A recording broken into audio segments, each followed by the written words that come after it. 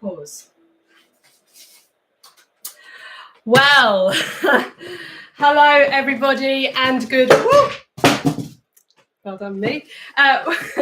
Good morning and welcome to today's edition of English Live in my brand new studio, where this week we are looking at Gothic horror. It's a fascinating genre and everyone enjoys writing in this style, whether you're somebody who really doesn't like doing your creative writing, or if you're somebody that loves it and thrives off it and is always writing poetry and stories.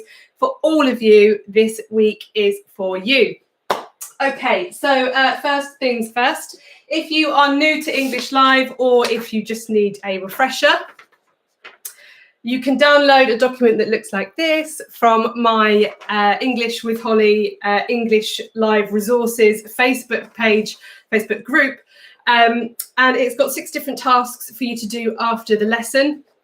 They are aimed at all different learning styles, and this week in particular I've made sure there are lots of fun and practical things for you to do after the lesson to extend and consolidate your learning, but also to help you get to grips with the Gothic horror genre, so that even though it's half term you can still be doing lots of really fun things. So I'll pop that down there. I've got a great starter activity for you today. You're going to love this one. So I've got 3 jokes for you, and I want you to see if you can work out what the answer is. Here we go. Okay, I'm going to hope this doesn't fall off. Okay, here we go. So, the first one. What do ghosts use to wash their hair? The second is, what do you call 2 witches living together? And what happens when a vampire goes out in the snow?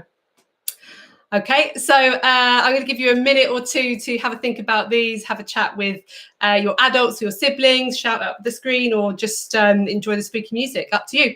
Good luck. Play.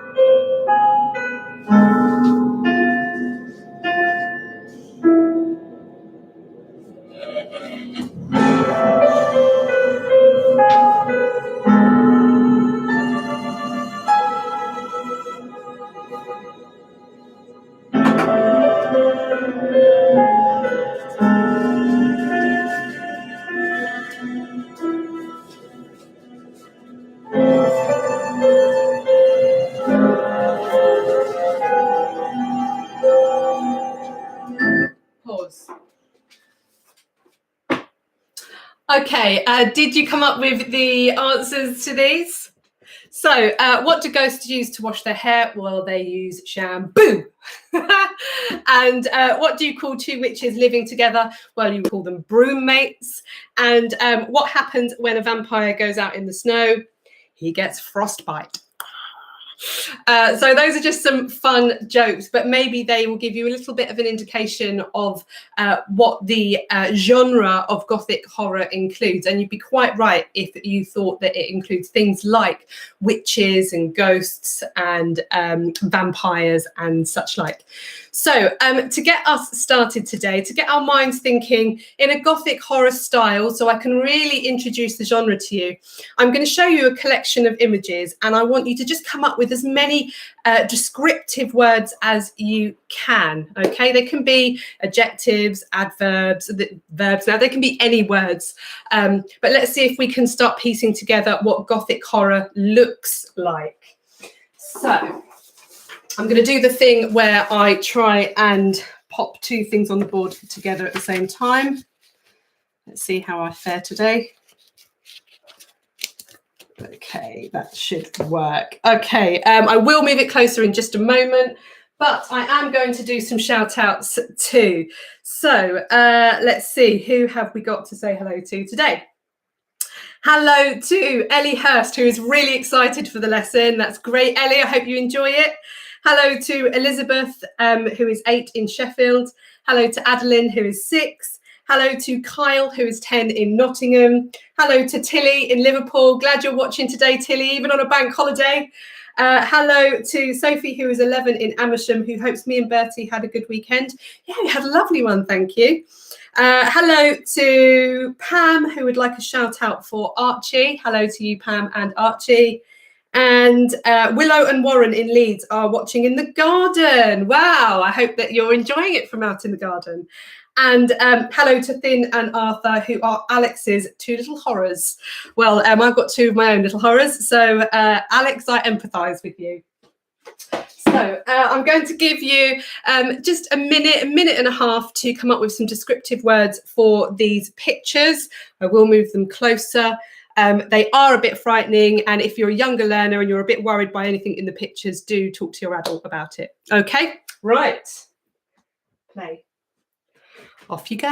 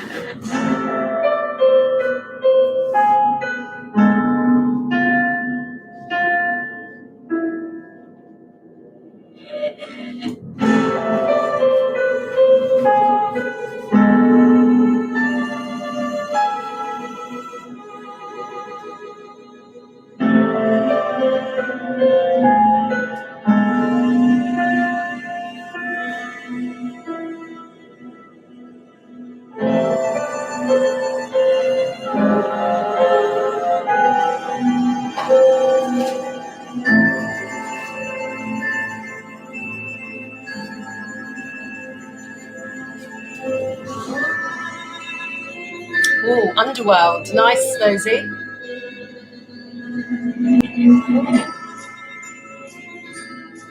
Number 13.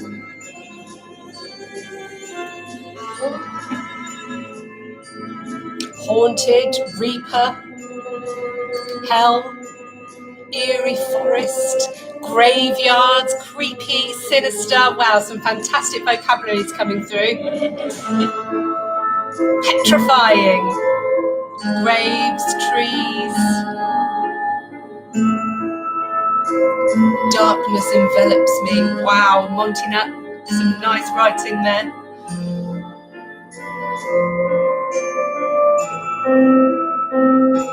Ooh, Land of the Dead from the first one, the first image there.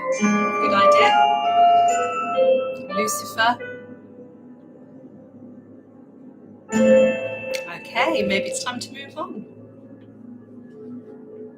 Pause. Okay, so some really nice vocabulary and ideas coming through in the live chat. So well done if you've been coming up with all of those words to describe these very Gothic images. So I suppose I need to explain to you exactly what Gothic horror is. Well, it's a genre of literature and film that combines fiction, horror, death, and sometimes romance, but a more dark kind of romance, a bit like I've forgotten what it's called, those I'm going to find the word later, those books that you all read that are about vampires that fall in love. Anyway, this is live. So the characteristics of the Gothic horror genre include things like death and decay, haunted homes and castles, and often ones that have secret passages and trapdoors and other mysterious architecture where there are dark corners and such like. Family curses and prophecies. And if you're not sure what a prophecy is, it's a prediction of something that may happen in the future. If you read The Monkey's Paw, which was one of the tasks that I set for the suspense and tension lesson a few weeks back, that is a classic example of family curses and prophecies. It can include madness, characters going mad with fear, powerful love and powerful emotions, but like I said, not Valentine's love with chocolates and teddy bears, but more sort of vampires falling in passionate love with each other type romance. Often it includes things like ghosts, vampires, monsters, witches, and really it's those supernatural creatures, and those are the ones that feature most commonly in Gothic horror. And the damsel in distress, so because it originates from a time in history hundreds of years ago, and I'll talk about that in a moment, the damsel in distress, the woman, she's often terrified and alone and needs saving from a male hero, and the villain in the Gothic horror stories is often very charismatic. So it's not your typical bad guy who is just full of faults and reasons for us to dislike or distrust him. Sometimes the villain in a Gothic horror story can be somebody that something terrible has happened to them and that's the way they are. So maybe think a little bit like the Beast in The Beauty and the Beast. That's a Gothic element in that story. And in fact, there are a number of Gothic elements in that story. So it became popular in the 18th and 19th centuries during what we call the Romantic period. Now, again, not romantic like love and kisses and red roses. It's a period of time in literature that we just call the Romantic era, the Romantic period. And stories that you may have heard of before, you might not know what happens in the story, but you've probably heard these before. We've got Bram Stoker's Dracula, that's a great example. Mary Shelley's Frankenstein, and Robert Louis Stevenson's Jekyll and Hyde. And so those are three examples of Gothic horror style literature that you've probably heard of before. But probably the father or the quintessential Gothic horror writer would be Edgar Allan Poe. So you can look up his stories after the lesson if you'd like to find out a little bit more about him and what he can do. So I've got a quick task for you now to see how well you've been listening.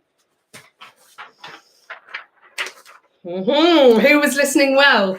I've got a list here. I'll bring it really close to the screen so you can see it. of 1, 2, 3, 4, 5, 6, 6 elements of Gothic horror. I've taken a few of the letters out to try and confuse you, but I'd like you to see if you can list the 6 elements. You can shout them out at the screen, discuss them. You can whisper them like a curse if you prefer, as it is Gothic Horror Week. It's entirely up to you. I'll give you 2 minutes to do this. Play. Here we go.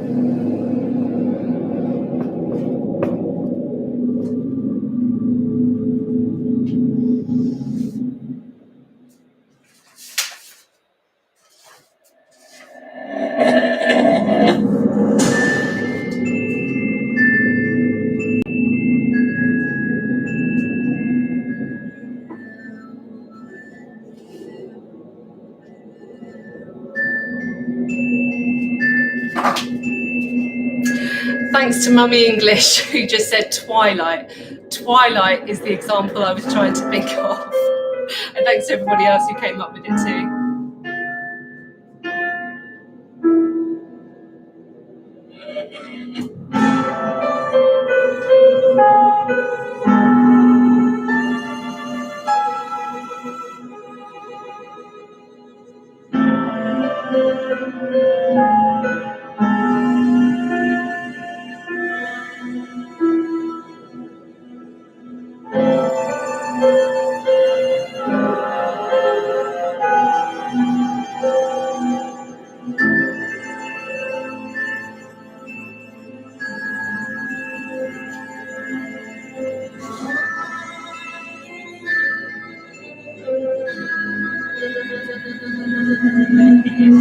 Well done to Jessica Melville Smith. Lakshmi, well done. Monty Nut, well done again. And Akash. Sev Tap, almost. Well done, Amani. You're always excellent.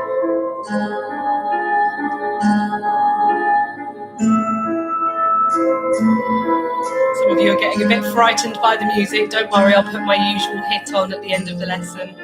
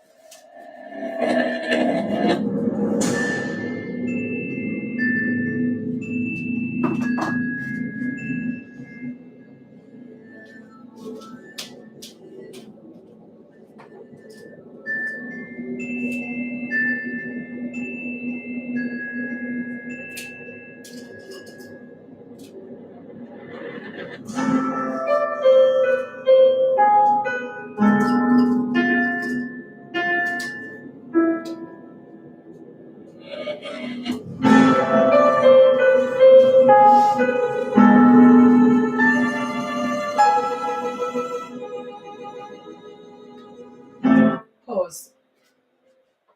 Okay, let's get some answers going. So, gloomy, decaying settings. Okay, so this one here was an O, this one was an A.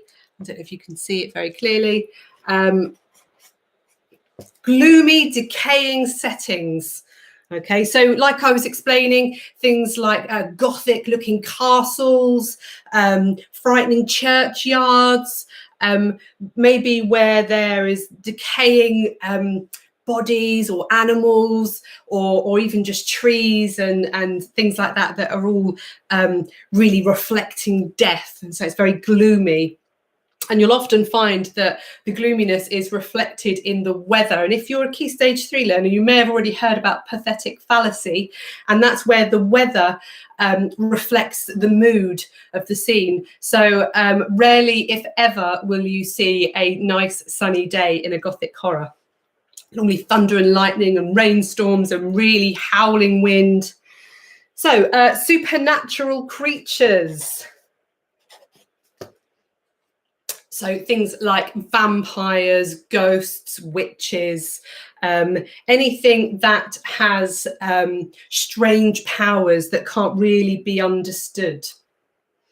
We are going to look at characters a bit later in the week when you build up to writing your own Gothic horror. And you can create any sort of character you like if it fits in with the themes of the genre. So this one, there's an S there and an E there. So curses or prophecies. Frequently you would find in Gothic horror that there are those predictions of what may happen to a character or a family in the future. And often they are really worrying and terrifying, and they come true. So really important, that element in Gothic horror. You probably can think of some books and films and such like that already include those elements. Damsels in distress. Okay, so you've got your female character who can't survive by herself. She might be really weak and terrified, and she needs the male hero to come and save her. When you're writing your own Gothic horror this week, there are elements of it that you can switch around and bring a new dimension to your Gothic horror. You're not necessarily trying to write specifically in the typical style of the 18th and 19th century. You're going to be putting your own spin on it. So if you wanted to have a male in distress and a damsel hero, that's entirely up to you. Down here, romance. I've already said a couple of times, it's not chocolates and love notes and, you know, loving sighs. It's more deep and passionate and like Twilight, which was the which was the one I was looking for. Silly me. Intense emotions. Okay, and intense emotions ties in with the idea of romance, but also fear. When you're writing in a Gothic horror style, you really need to reflect the intensity of the fear or the intensity of the worry or the skepticism or whatever it may be that your villain or your hero or your protagonist might be feeling. Okay. So I've given you lots of ideas about what the Gothic horror genre includes. Now I'm going to ask you to try and think of any modern books, TV series, films, art, if you're into art, plays, if you're into going to the theatre, anything that you think includes elements of Gothic horror. It might include all 6, it might include 3 or 4 of them, but see what you can come up with. Okay, as always, shout them out, write them down, have a chat about them. Up to you. I'm going to give you about a minute to have a think of this, okay? Play.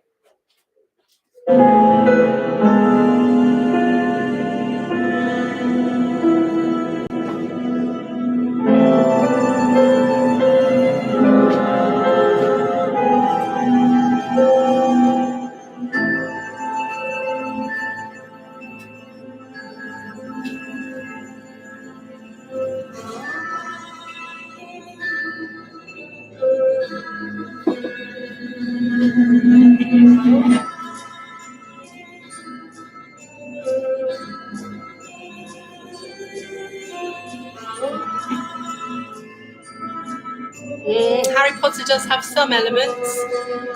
Goosebumps, fantastic. Well done, Indy.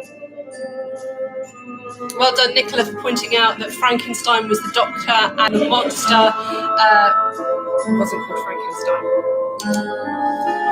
Corpse Bride. Scooby-Doo does have some elements of Gothic horror, of the Gothic, yeah. Addams Family, Chucky. Well done, everyone.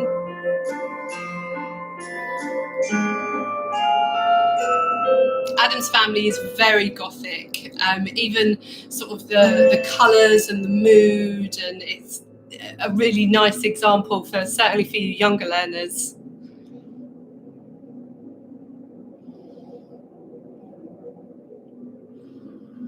Phantom of the Opera.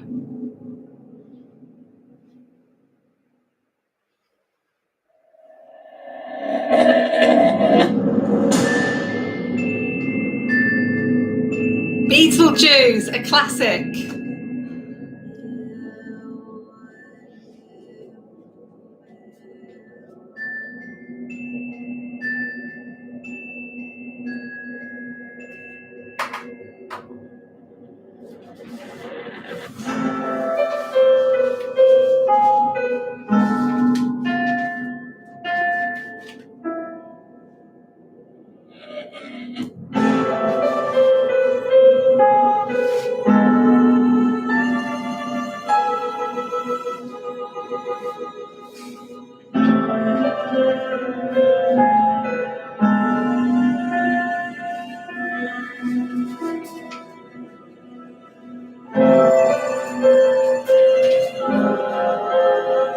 Pause.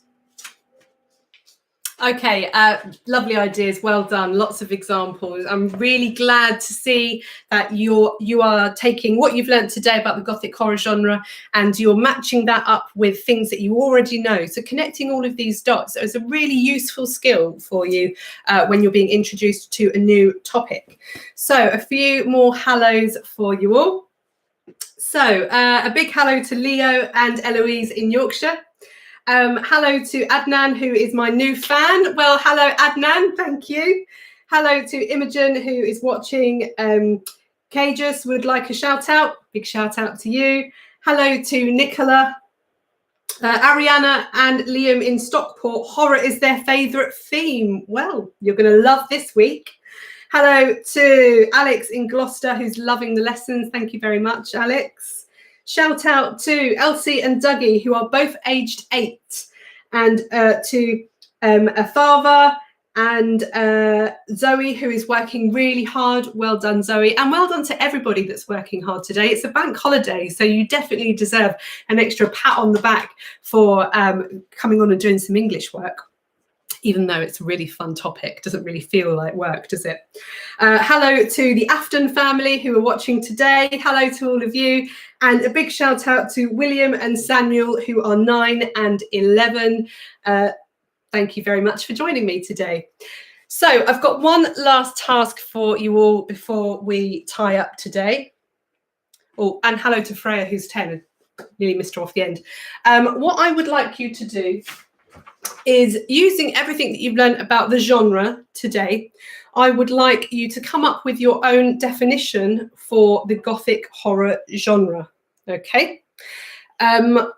See if you can do it in one sentence, but you can use a variety of clauses, or you could use colon, semicolon, anything to extend out the sentence. If you can't do it in one sentence, that's absolutely fine. Just see if you can come up with a definition. If you do it in super quick time, then what you might like to do instead is come up with an imaginary curse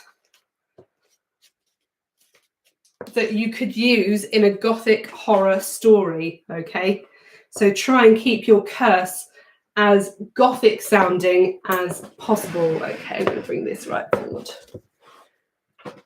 Okay. So 1 minute to come up with a definition, and I will try and read some of them out in the live chat. And I think for this last one, I will pop on our usual music, okay?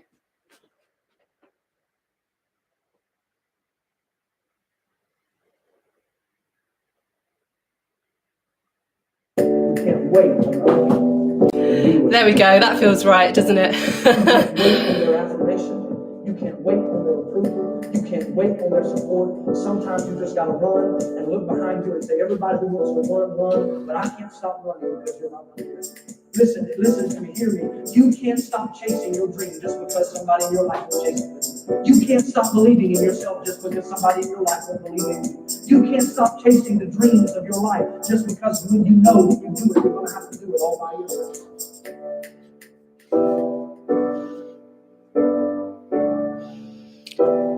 Oh, Yogi, nice. 2 sentences, but a really good definition.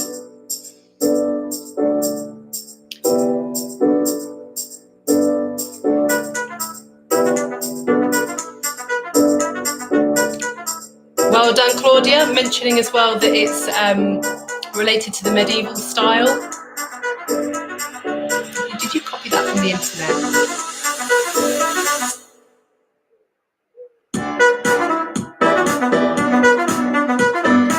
Oh, wiki. Gothic genre. The Gothic genre is fiction that creates fear in the reader. Nice.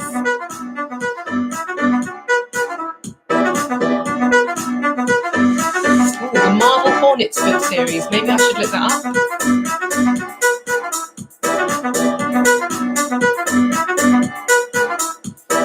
Oh, Jack, I'm glad that you like the normal music. So do I.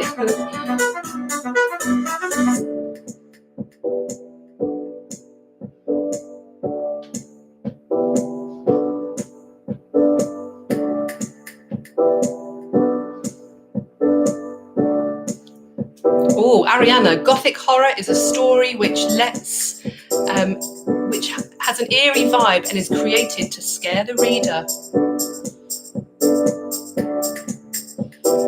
Nice, Pram.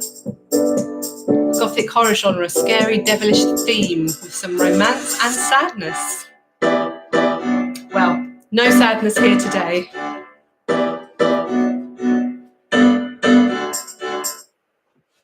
Okay. So really nice that you've come up with your own definitions of what Gothic horror is, and well done for all your hard work today. As I said earlier, it's absolutely wonderful that you've chosen to join me today to do this little bit of work on a bank holiday Monday, and rest assured the tasks that I've set up for you today, they are fun. Well, they're quite frightening, but they're fun frightening, and the same goes for the rest of the week. Tomorrow we have Gothic horror setting the scene, and in that lesson we will be picking out the scene of where we will write our Gothic horror that we will be writing later in the week, and doing some work on developing that and making it interesting, well written, but keeping it within the Gothic horror style. So I hope that you'll be able to join me tomorrow. On Wednesday, we have a lesson specifically aimed at how to write your Gothic horror. On Thursday, there's a lesson that might be more suitable for younger learners, and that's on describing frightful creatures. And on Friday, we have the Spellathon Gothic edition, and the words for that are already on the resources page, so you can go and find that and start practicing them if you would like to. So it's the end of the lesson. Thank you very much for joining me today. I know lots of you are going to ask to see Bertie. I think the music frightened him a little bit. He's somewhere off in the distance. I'll make sure that he comes out and says a big hello to you all tomorrow. Have a lovely afternoon. Enjoy the weather. Take care. Bye-bye.